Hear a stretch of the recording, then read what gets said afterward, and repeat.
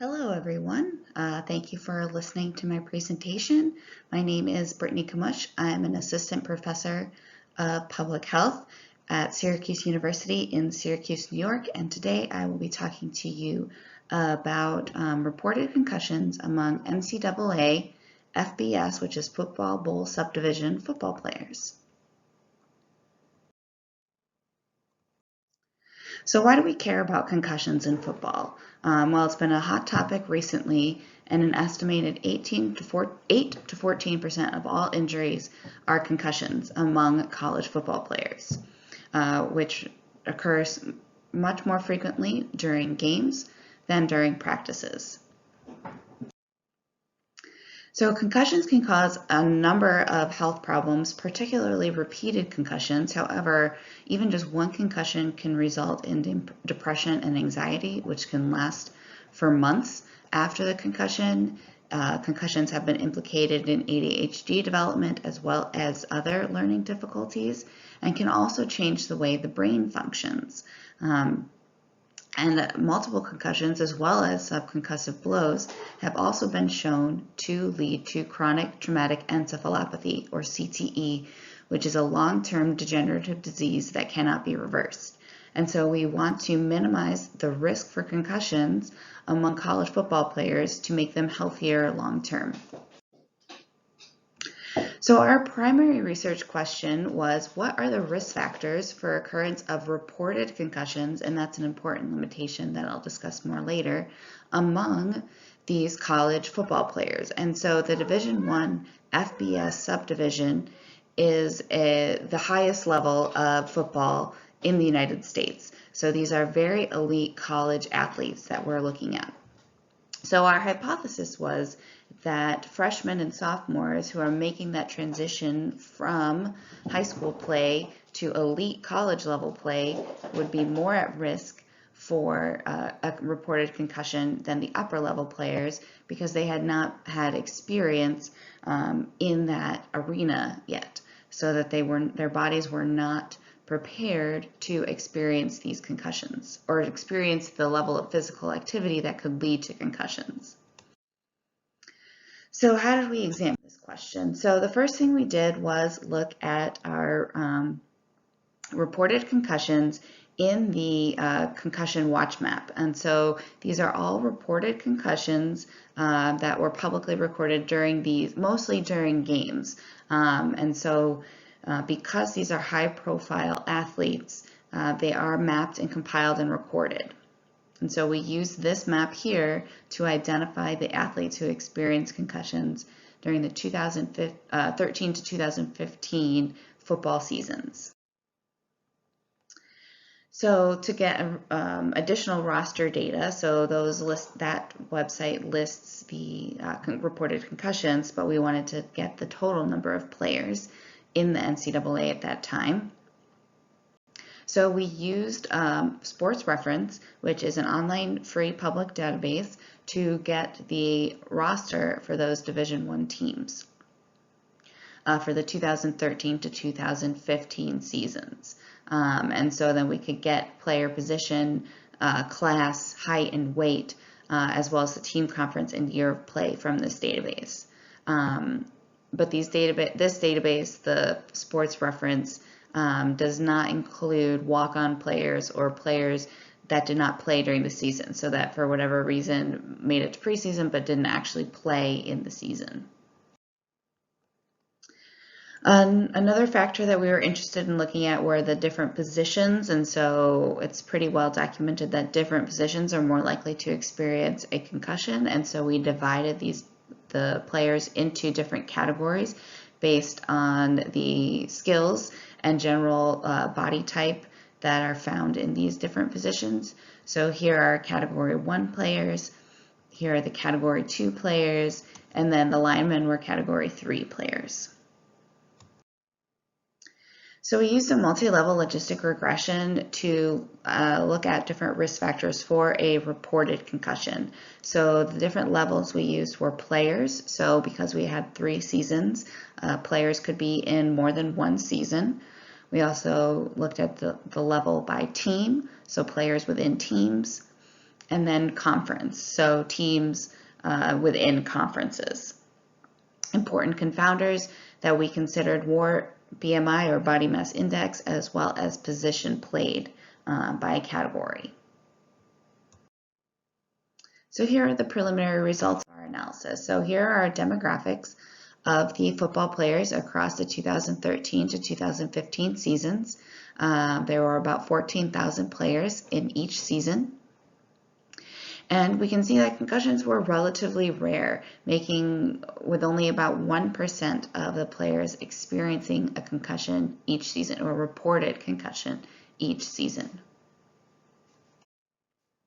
We also have a public dashboard that displays this data. So if you want to check out that website, you can follow the link to look at our public Tableau dashboard. So you can do some of your own preliminary analysis as well if you would like. So I encourage you to check out that website. So here are results of the reported concussions by class. So contrary to what we predicted, freshmen actually seem much less likely to report concussions than sophomores, juniors, and seniors.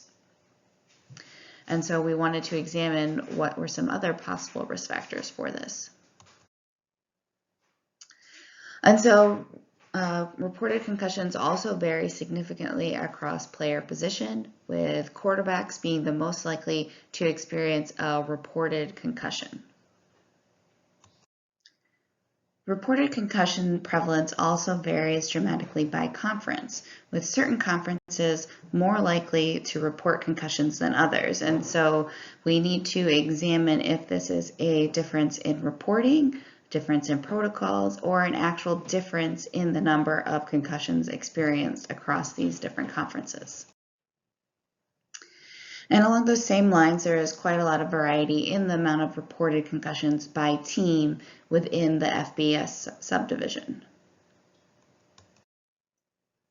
So here are the results of our multi-level logistic regression. So the filled in squares are the univariate analysis, so the unadjusted analysis, which only included class year as an explanatory variable.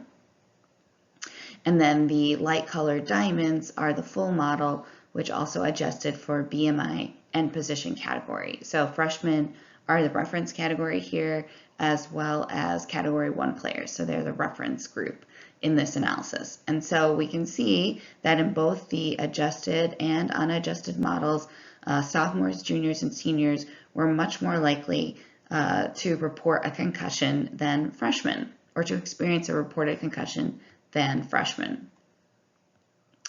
So one of the things we thought was maybe that the level of the player was predictive of this as well. So how good a player was, obviously good players being more likely to play in a game, and games being more likely to result in reported concussions. So we looked at rank, and so this is how well the individual player was ranked. And so again, the filled in square is the unadjusted model, and then the light colored diamond is the adjusted model.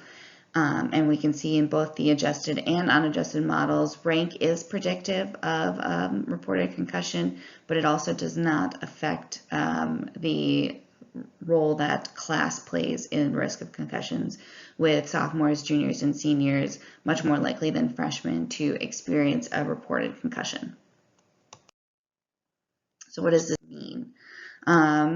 So concussion risk is low in this group, with about 1.12% of players reporting a concussion during the 2013 to 2015 football seasons. However, this does vary widely by conference, team, and position. Upperclassmen are more likely to have a reported concussion than freshmen. And category 1 and 2 players are more likely to report concussions than category 3 players, with quarterbacks seeming to be the most at risk for a reported concussion.